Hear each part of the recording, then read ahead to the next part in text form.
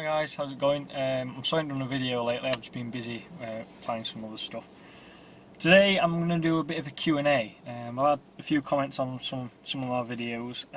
So the first one, there's not many but there's a few I'll answer, I'll try to help people out with. The first one's about my brother's Lupo GTI. So someone's asked about the difference between the two blues. So you've got the Raven blue and the laser blue. Now obviously my brother's the laser blue.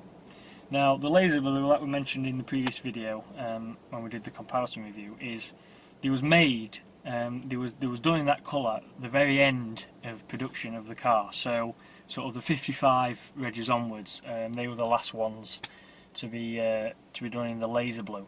Now the Raven blue was earlier than that basically. So if you've got one, which obviously not many people have because they are a rare car in general, whatever colour you go for. Basically, if it's 55 reg, it's likely to be the laser blue, but if it's any earlier, it's likely to be the Raven blue. Now the Raven blue is very slightly darker than the laser blue.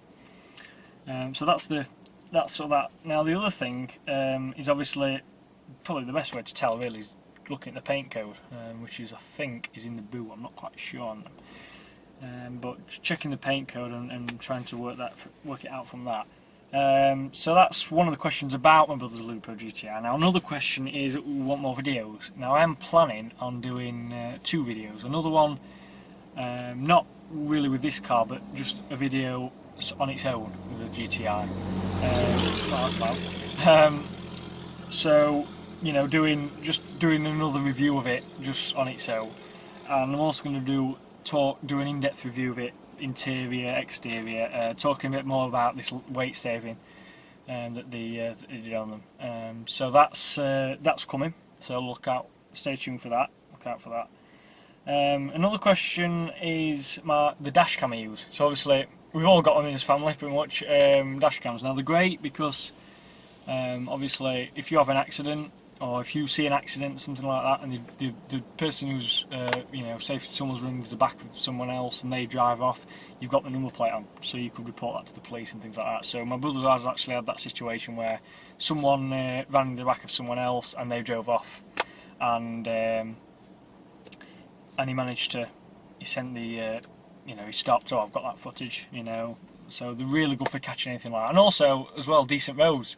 So I've actually used it. In some of my videos previously, you'll see, especially on the Snake Pass near where I live, great road obviously, so I've used it on that, so it's really good quality, and the good thing about this dash cam is it's really good at night. Now obviously this time of year, you know, driving to and from work, I must drive it in the dark, so it's really good for picking up things well in the dark. So I definitely recommend that. I'll put the details in the description below, but basically it's a Nextbase 512G is basically the model of it. It's not the very latest one, and now the downside is you don't get Wi-Fi with it, so you do have to plug it into a computer to delete all the files off, which is a bit of a downside. Now the other thing with it, obviously you can wire it in, because it saves you, obviously most cars have one cigarette lighter in the car, some have 2, which is good, but a lot have 1. Now, if you don't want to use, don't want to, obviously, if you want to save that cigarette lighter for charging your phone or something like that, you can wire it in. Now, I've wired it in. I just, you know, in case I ever needed to use it, I don't have to unplug the dashcam. So I've wired it in, and I've actually wired it to the back of the cigarette lighter. So it comes on when the ignition comes on and goes off when the ignition goes off. So it's perfect, really. So all you see really is the top of the wire. I've done it across the top of the headlining, down the A-pillar, and under the dash to the back of the cigarette lighter. So. It's simple enough to do really, and it just saves you even seeing any of the wire or even the connection. So I've done that. That's a really good thing to do. But I definitely recommend getting a dash cam. I mean, half the time you might not see anything, but that one journey you do see something, it's worth it. So another question is the MPG I'm getting in this car. Now I did mention obviously when we did the comparison review about this car is both cars, that's my brother's car, they're really good on fuel. Now this will get between 35 and 42 depending on obviously different drive, what type of driving you do. Now on a really good motorway run you could get like 43, 44 out of it. I have managed that. by resetting. Now, obviously, I don't know how these aren't most accurate gauges, obviously MPG, but it's I've got decent economy. You can't really go wrong with them. You know, there's not a lot of way to lug around anyway, so you get decent range. Now, I've managed to get about 280 miles out of a tank, which is pretty good. So so yeah, that's the MPG. So if anyone's thinking, oh, what's, you know, if it's bad off it, I can assure you it's definitely not bad on fuel. Obviously, if you drive it, if you're driving it hard all the time, yeah, you're not going to get probably much above 30, but most of the time it's between 35 and 40, so it's pretty good. So yeah, more videos on GTI. Like I say, I'm doing them 2 videos that I mentioned. Now, I've had a lot of comments on the 0-60. Now, a lot of the comments wasn't in English, so I apologise if obviously I've struggled to read, obviously with Google with the translation that YouTube does. Sorry, but a lot of comments about, you know, have you measured it? Well, I haven't measured it, but just general driving, it does feel quicker. Now, obviously, the 0-60 time of this car is 8.7 seconds, but it feels more like 8 seconds, like I mentioned in the previous video. It's interesting actually, because I've been on YouTube. I looked at some videos of someone actually measuring it with a proper accurate, you know, sort of 0-60 timer, and they've got nearer the 8 seconds than the sort of 8.7. Some people have even had it 7.8 seconds. So it's difficult to tell really, but I do think I still believe that the 8.7 seconds is a bit slow. You know, I still think it's quicker than the 8.7 seconds that's claimed. Another question: how to fit the handbrake gator? Now, obviously, it's easy to do. Again, I'll put the link in below. It's easy to do, about £15, but it's very tight fit. But it does improve. It just matches. So it's red stitching, so it matches the rest of the seats. So I've had, and obviously the the rest of the seats and everything. It just matches that. So it just improves the look of it. Just something I like to add. Now the next one is the reversing camera. So we'll just show you a video now what I've just recorded of a bit about how I've fitted the camera and sort of where I've run the wire. Now, it's obviously hard to film it because I've wired it all in, but I'll do my best to show you. And also I'll put the links in below for the 2 leads you need, well, 1 lead you definitely need for it to work with the sound. Hi guys, so obviously a lot of people have asked me about the reversing camera. So basically, just turn the camera around. This, obviously the reversing camera there.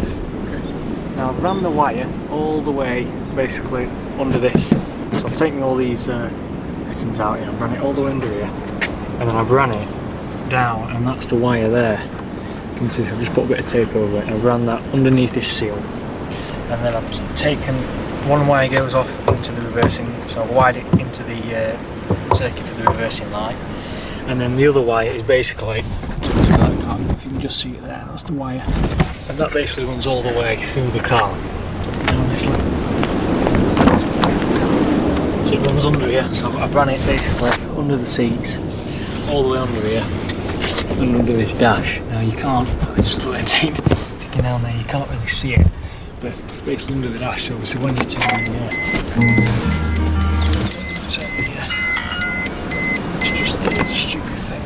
And you put it into reverse, obviously. The boot's up at the minute, but basically that's your reversing camera.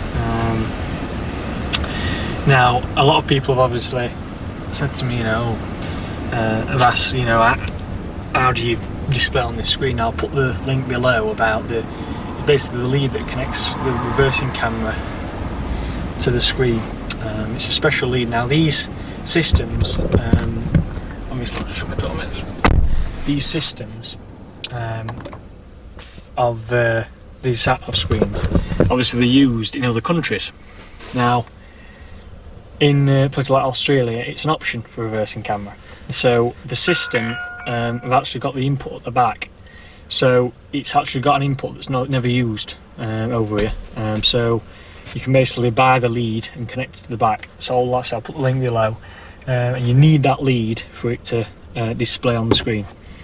But apart from obviously installing it, you get instructions anyway.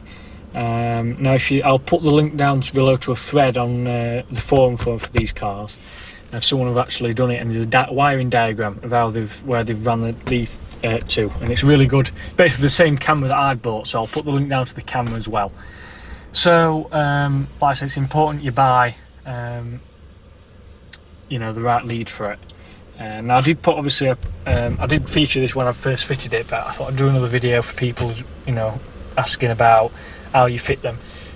So it's but that's it really, and it's really helpful. Now I know, like I said, it's only a small car, but the back is not actually, you know, sort of flat. You've got sort of a curve, so the back window is obviously your limit, whereas that camera, the good thing is it shows from the bumper, so you can see the distance between the bumper and the object behind. So but it's really helpful for getting really, I mean, tight parking spaces. So that's it. So I'll put links down below, and I hope that's been that little video I've showed you there helps.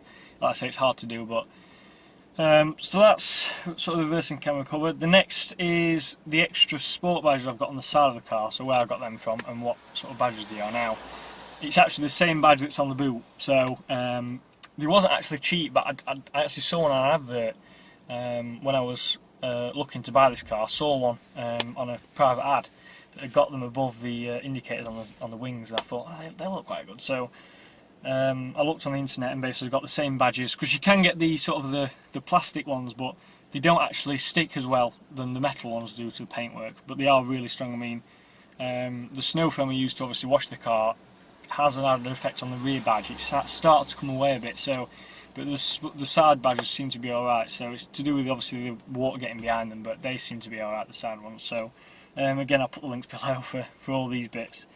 The final, well, so the last question I've had is the cost of the detail I've had done on the PPF.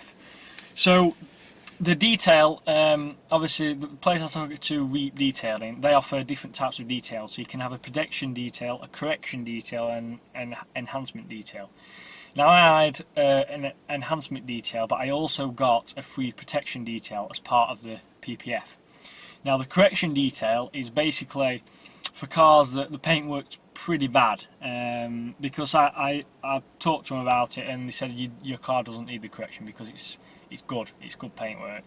Enhancement basically just brings that bit more of a shine out and gets rid of some of the swirl marks. Now this paint's pretty much very light swirl marks, so there's not many at all, so it helps. So it's really pointless spending. It was £500 for the correction detail if you wanted it, but I just went for the enhancement because I didn't feel, and they didn't feel, that the car really needed the full correction detail.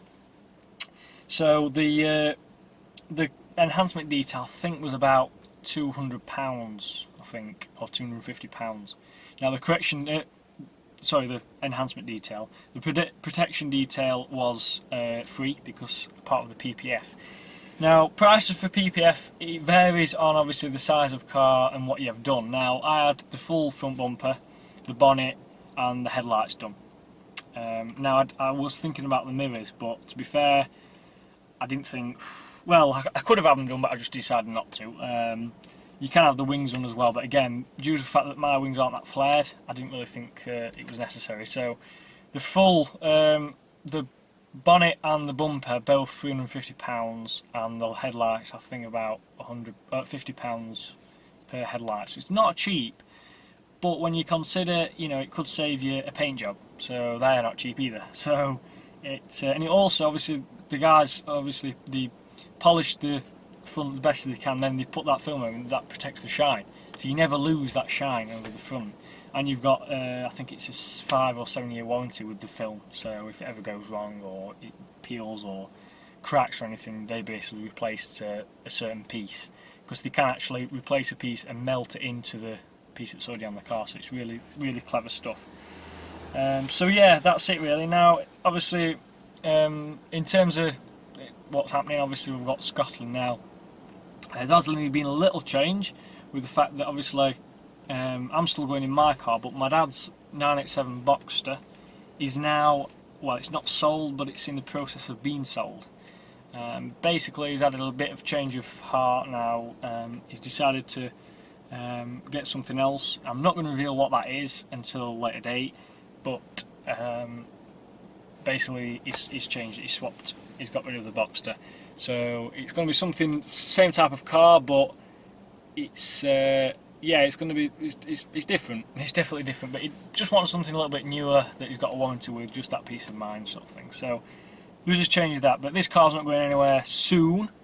So who knows what happens in the future, but it's not going anywhere soon. So yeah, we're just really looking forward to Scotland now. Got everything booked. Just waiting for the, like I say, waiting for the date now. So hope you enjoyed this video. Just answering a few questions, but like I said, any more questions, just pop down in the comments box below, and I'll try my best to answer them all. But just thanks again for subscribing, things like that. Like I say, I'm on, well, not massive, but 70 subscribers, so it's okay for what I planned. So thanks again, guys, and cheers.